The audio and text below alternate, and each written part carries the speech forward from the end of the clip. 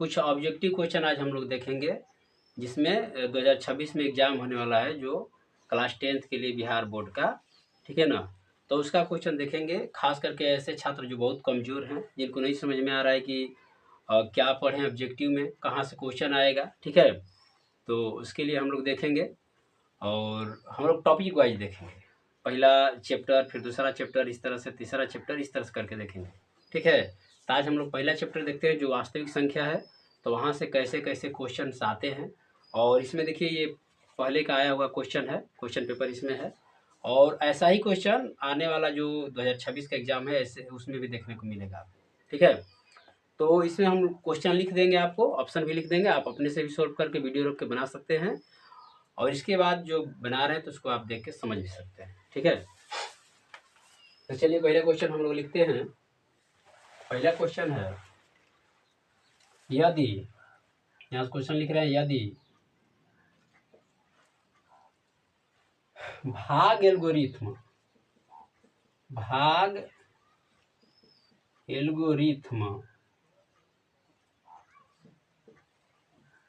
ए बराबर B Q plus are में ए बराबर 72, बी बराबर 9, क्यू बराबर 8, तो आर बराबर क्या होगा, ये क्वेश्चन है। ऑप्शन यहाँ पे लिख देते हैं आपके लिए। ऑप्शन हो जाएगा ए का, देखिए यहाँ पे ऑप्शन लिख देते हैं। ए का मान है 1, बी का मान है 2, सी का मान है 0 और डी का मान है 3। चलिए ये क्वेश्चन है, इसको समझते हैं। देखिए यहाँ पे ये दिया हुआ है कि ए बराबर बी क्यू प्लस आर, ठीक है। तो कह रहा है कि ए का मान 72 है, बी का मान 9 है, क्यू का मान 8 है, तो आर का मान बताइए। इस तरह का जब भी क्वेश्चन रहेगा तो इसमें क्या करेंगे कि इसमें सब में जो है ना, ये जो मान दिया हुआ रख देंगे, आर का मान निकालना है, निकल जाएगा, ठीक है। देखिए निकालते हैं। ये पहले ये वाला यहाँ पर उतार लेते हैं, ए बराबर बी क्यू प्लस आर। ए का मान कितना है 72, चलिए यहाँ 72 लिख लीजिए एक जगह पे। बी का मान क्या है, तो देखिए बी का मान दिया हुआ है 9, बी की जगह पे 72 जो है 9 उतार लीजिए। गुणा का साइन यहाँ पे होगा क्यू का मान कितना है 8, प्लस आर का मान तो निकालना है, ठीक है। अब देखिए इसमें ये 72 है, इसको गुणा कर देते हैं, 9 8 72 प्लस आर, ठीक है। 72 इस साइड आएगा, तो देखिए 72, इधर ये प्लस है, इधर जाके हो जाएगा माइनस, बराबर आर। ये 72 में से 72 घट जाएगा तो 0, यानी हमारा आर का मान आ गया 0, ठीक है। तो आपको जो है क्वेश्चन में यहाँ पे देखो, ये सी नंबर पे 0 दिया हुआ है, आप 0 जो है आपका आंसर हो जाएगा। 0 वाला जो ऑप्शन आप रंग लीजिएगा, ठीक है। चलिए अगले क्वेश्चन देखते हैं। क्वेश्चन नंबर 2 में लिखा हुआ है कि मौसौ, कोष्ठ में लिखा है ए कॉमा बी गुणे लॉसौ, लॉसौ में भी लिखा है ए कोष्ठ में बी बराबर क्या होगा। तो देखिए लिखा है कि मौसौ, किसका मौसौ, तो ए और बी का, फिर कह रहा है गुणे लॉसौ, किसका, तो ए और बी का, ठीक है। तो कह रहा है कि ए और बी का मौसौ गुणा लॉसौ क्या होगा। तो देखिए कह रहा है कि ए गुणे जो सॉरी यहाँ पे हो जाएगा कि ए और बी का लॉसक क्या होगा और उसका गुणा मौसक क्या होगा। तो देखिए जब भी इस तरह से पूछता है कि दो संख्या दिया हुआ रहे और उसको पूछे कि लॉसक गुणा मौसक क्या होगा, तो संख्या को ही गुणा कर देते हैं, ठीक है ना। तो इसी का हम लोग गुणा कर देंगे, तो ए गुणा बी, यही हमारा क्या हो जाएगा आंसर, ठीक है ना। देखिए ऑप्शन यहाँ पे दिया हुआ था, देखिए इस तरह से ऑप्शन दिया हुआ था। ए का मान दिया हुआ है ए प्लस बी, बी का मान दिया हुआ है ए गुणे बी, सी का मान दिया था ए बटा में बी, और डी का मान दिया था बी बटा में ए। तो इस तरह से ऑप्शन हमारा डी हो जाएगा, ठीक है। चलिए अगला क्वेश्चन देखते हैं।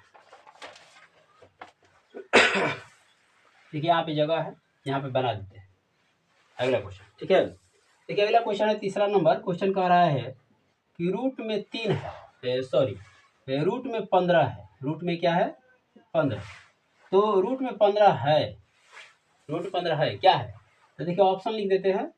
ऑप्शन में लिखा है पूर्णांक, पूर्णांक संख्या, फिर लिखा है बी नंबर में परिमेय संख्या, सी में है अपरिमेय, और डी में है कि कोई नहीं, नॉन ऑफ दीज, कोई नहीं, ठीक है ना। तो बताइए रूट में 15 ये क्या है। तो देखिए रूट में 15 है, तो इसको क्या करते हैं गुणनखंड करके देख लेते हैं, ठीक है ना। तो गुणनखंड करेंगे तो देखिए 15 गुणनखंड हो जाएगा 3 गुणे 5।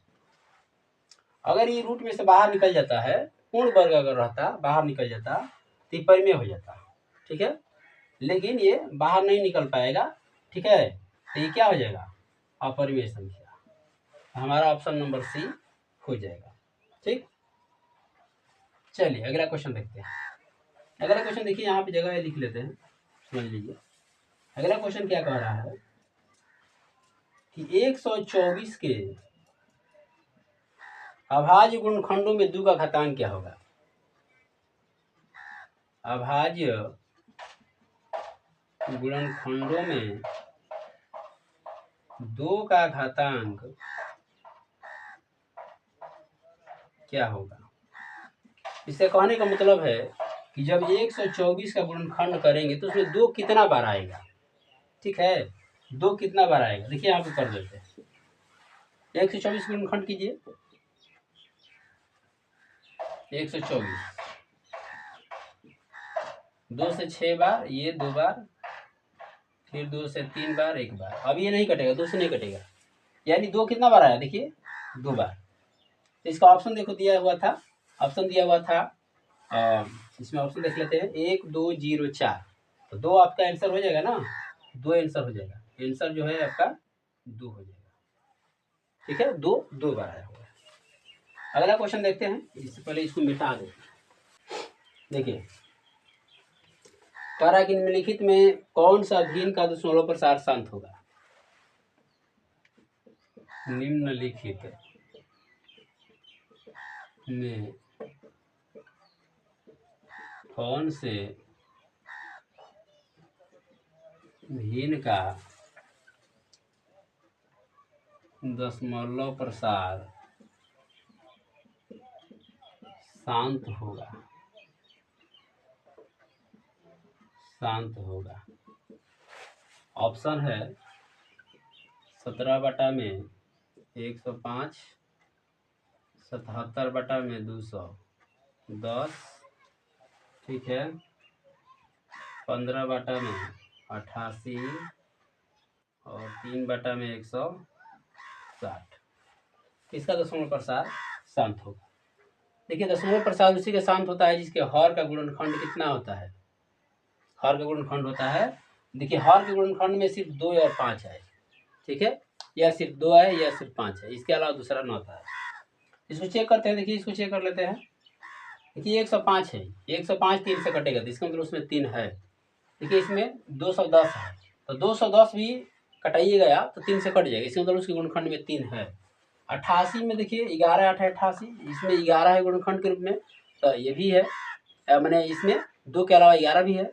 इसको देखिए चेक करते हैं, 160 को 160 को कटाइएगा 2 से जाओ आप, तो 2 से 8 बार, फिर 2 से ये 4 बार, ये फिर 2 से हो जाएगा 20 बार में, और ये 10 बार, फिर 2 से 5 बार।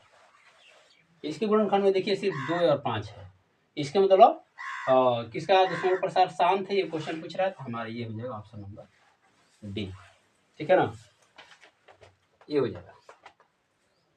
चलिए अगला क्वेश्चन पूछ रहा है, देखिए कह रहा है 2 संख्याओं का गुणनफल 1600 है एवं उसका मौसा 5 है, तो संख्याओं का लौसा क्या होगा।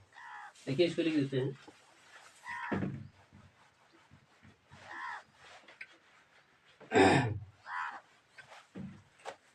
2 संख्याओं का गुणनफल 1600 है, 2 संख्याओं का गुणनफल 1600 है एवं 905 है तो संख्याओं का लौसा होगा। बताइए, करा दो संख्या है, गुणा कर देने पर 1600 आ जाता है और उसका मौसा 5 है तो लौसा क्या होगा। देखिए एक फार्मूला होता है कि संख्या का गुणनफल बराबर मौसा गुणा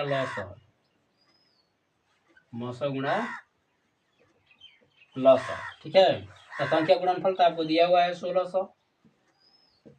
इसका देखिए मौसा दिया हुआ है, क्या यहाँ पे मौसा दिया हुआ है ना, मौसा 5, लौसा पूछ रहा है तो ये इधर आके बटन हो जाएगा। ठीक है ना, ये आके देखिए 1600 बटन 5 हो जाएगा, 5 से कट जाएगा, 5 से 15, एक जाएगा, 5 दूना 10, 320। ठीक है, ऑप्शन में देखिए आपका दिया हुआ था 8000, फिर दिया हुआ था 1600, फिर था 320 और है 1605। बताइए इसमें आ रहा है। ठीक है, तो आपका ये आंसर हो जाएगा। ये क्वेश्चन और देख लेते हैं। ठीक है, फिर यही क्वेश्चन दिया है कि 36 से 84 का मौसा क्या होगा। देखिए क्वेश्चन है कि 36 और 84 का मौसा क्या होगा। और ऑप्शन देखिए यहाँ पे दिया हुआ है 14, 1, 12, 4। ठीक है, ये 4 ऑप्शन है। बताइए मौसा क्या होगा। तो मौसा निकालने के लिए सीधा सीधी बात है, इसको गुणनखंड कर लीजिए। ठीक है, 2 से 18 बार, 2 से 9 बार, 3 से 3 बार, यानी कि गुणनखंड में आ जाएगा ये 242 बार में कट जाएगा, 2 से 21 बार में, फिर 3 से 7 बार में, 7 से 1 बार में। क्या मिल रहा है देखिए, एक 2 मिल रहा है, एक 2 लिख लेंगे, एक ये 2 मिल रहा है, एक और 2 लिख लेंगे। देखिए एक 3 भी मिल रहा है, 3 लिख लेंगे, और कुछ मिल रहा है, इसमें 3 है, इसमें 7 है, नहीं मिलेगा, ये हो जाएगा इसका आंसर 12। तो इसमें हो जाएगा 12। ठीक है, तो इस तरह से आपको आंसर जो है क्वेश्चन जो है देखने को मिलेगा। और भी इसमें का बहुत सारा क्वेश्चन है जो देखेंगे अगले जो वीडियो में हम लोग बनाएंगे, तो उसमें देखेंगे ना कौन कौन क्वेश्चन आ रहा है। ठीक है।